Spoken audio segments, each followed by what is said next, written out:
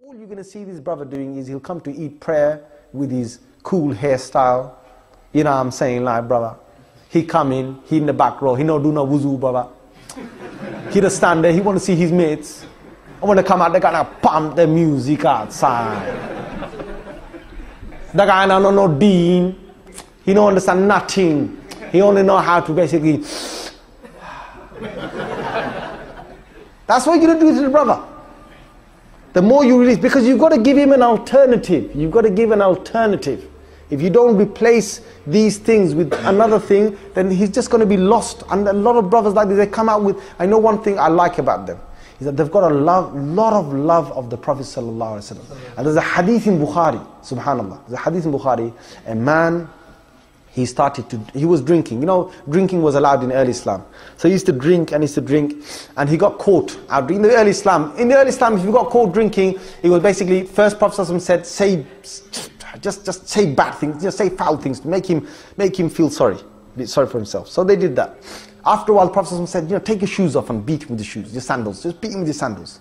Yeah. After a while, then he got more serious and more serious and more serious. All right.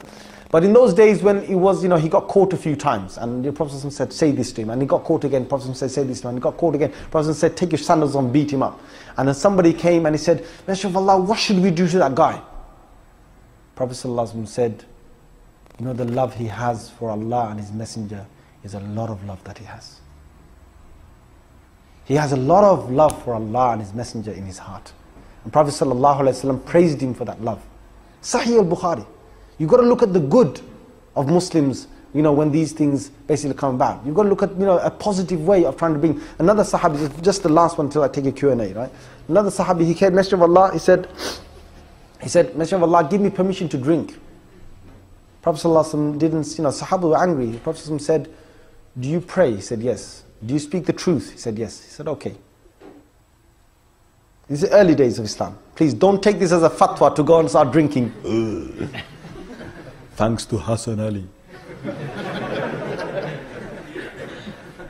This is in the early days. Later it's completely prohibited, right? So Prophet ﷺ in the early days said to him, okay, come to the masjid. So the guy used to come to the masjid, and he used to bring his bottle up to the masjid door. And he used to put it at the masjid door, and then he used to come inside. He used to pray, then he used to go out. After a while, the person felt guilty. Then he started to leave his bottle at home. Then after a while, he felt more guilty. Then he smashed his bottles, or he gave up his, rum of wine, whatever he had. And then he became like the rest of the Muslims. There's hikmah, there's ways of, you've got to look at each person differently and see how you're going to call to the deen. You can't just say, haram, hairstyle haram, jeans haram, this haram, that haram, you haram. Whichever, you can't do that. Brothers come to the deen, you can't just say, don't listen, don't do this, don't do that.